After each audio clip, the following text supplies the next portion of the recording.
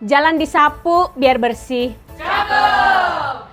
Supaya kagak banjir kalau hujan deras. Cakep. Setahun ngejabat ngapain aja sih? Ngapain lu? Nyok, sama-sama kita bahas. Hujan sebentar, pasti banjir. Hujan seharian, Jakarta lumpuh total. Laut Jakarta sekarang lebih tinggi dari daratannya. Sampah juga jibun di mana-mana. Waktu 100 hari Pramdul tahun lalu, Greenpeace udah kritik di sini nih. Sekarang kondisinya gimana ya? Krisis iklim dan kerusakan lingkungan itu real bro. Tapi pertanyaannya sekarang, kita udah pada siap belum ngadepin ini? Jakarta itu kota yang vital banget. Sekitar 70% duit negara muter nih di sini nih. Pendapatan domestik bruto terbesar sumbernya juga dari sini. Belum lagi sebagai ibu kota negara. Segala urusan ekonomi, politik, bisnis numpuknya di Jakarta. Tapi kita sering lupa kalau ini kota rapuh bener, fungsinya vital. Tapi ketahanan dan daya dukung lingkungannya rentan parah. Udah setahun nih gubernur kita Pramono Dul mimpin Jakarta. Pembangunan proyek dan jalan mah udah banyak ya. Saban hari tuh kita lihat ada aja tuh galingan di mana-mana. Apa baik digali dah tuh. Masif dah pokoknya. Pertanyaannya, itu proyek kan semua udah bikin Jakarta makin siap ngadepin krisis iklim kayak sekarang belum? Nyok, kita simak.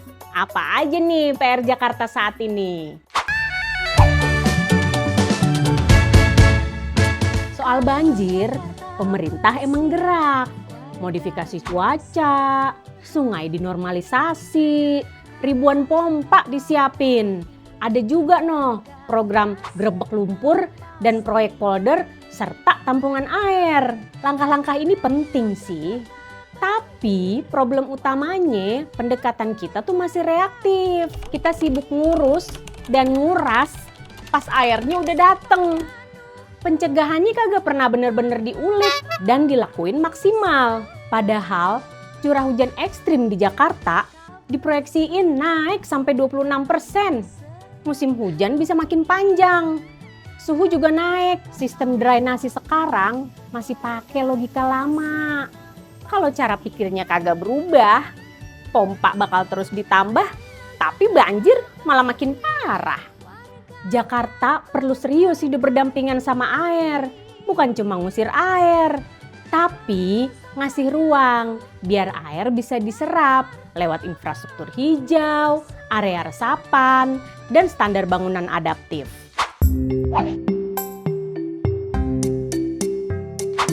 Nah, sekarang kita ngomongin nih soal kerjaan. Orang kalau di kampung nganggur larinya kemana? Ke Jakarta. Padahal orang Jakarta juga banyak yang nganggur. Akhirnya pengangguran numpuk deh tuh di mari. Jakarta emang punya job fair, namanya Jakarta Bekerja. Tapi keberhasilannya masih patut dipertanyakan. Karena belum inklusif, transparan, dan akuntabel. Riset Greenpeace dan Semeru di Rusunawa Marunda nemuin fakta. Buat daftar jadi PJLP termasuk PPSU, warga masih perlu modal awal alias uang pelicin. Istilah katanya ordal adalah kunci. Padahal kalau mau lapangan kerja beneran nambah, Jakarta perlu serius beralih ke investasi hijau. Misalnya di sektor energi terbarukan, pengelolaan limbah, dan transportasi rendah karbon. Potensinya bisa buka sampai 500.000 lowongan kerja baru. 19 juta kurangin 500.000 berapa itu? Ya gitu deh pokoknya ya. Udah gak ada yang nganggur tuh 500.000 orang. Di wilayah pesisir, penanaman mangrove mulai dilakuin. Dan ini patut diapresiasi. Mangrove itu tuh benteng alami, murah, dan efektif. Tapi di saat yang sama, pembangunan Giant Seawall menuai banyak kritik. Warga pesisir ngerasa kagak dilibatin. Nelayan khawatir ruang hidupnya makin sempit, melaut makin sulit, ekosistem rusak. Pengalaman nunjukin, kalau tanggul besar gagal, dampaknya justru lebih parah. Genangan bisa masuk jauh ke daratan. Meski begitu tuh, Mas Pram, ame Bang Dul, mau nyumbang 5 triliun per tahun. Katanya sih mau bikin Jakarta biar tahan iklim. Ini ngasih pelajaran penting. Infrastruktur besar aja nggak cukup, bos. Tanpa restorasi ekosistem dan kebijakan adil buat warga pesisir. Perlindungan itu rapuh. Kota tangguh bukan cuma dibentengi beton, tapi ekosistemnya perlu dirawat. Warganya kudu dilibatin. Visinya jelas. Jangan pas ganti gubernur, kebijakannya ikutan dah tuh ganti. Sekarang soal sampah nih. Pemerintah dorong pembangunan PLTSA. Bahkan dijadiin sumber pendanaan proyek pesisir. Kedengarannya sih modern ya. Tapi faktanya teknologi ini tuh mahal. Bergantung sama subsidi. Dan banyak yang gak optimal. Skala terbatas, hasilin residu berbahaya, dan gak nyentuh akar masalah.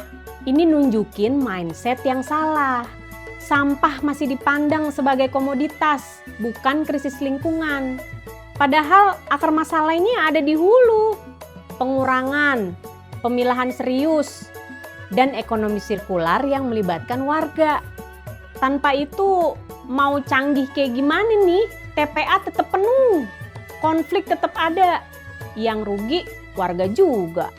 Kalau ditarik benang merahnya, setahun kepemimpinan Pramono Dul bukan tanpa langkah. Ada sih usaha, ada gerak, tapi buat krisis iklim itu belum cukup transformatif. Jakarta masih terlalu sering ngasih reaksi doang, belum cukup mencegah, masih bergantung beton, belum serius ke solusi berbasis ekosistem. Karena ketahanan ekologis bukan soal selamat hari ini, tapi apa kota ini masih layak dihuni sampai anak cucu kita? Sekarang pertanyaannya tinggal satu. Berani nggak nih Mas Pram ame Bang Dul bener-bener ngubah arah? Bukan sekedar nambah proyek. Mumpung baru setahun, masih ada waktu.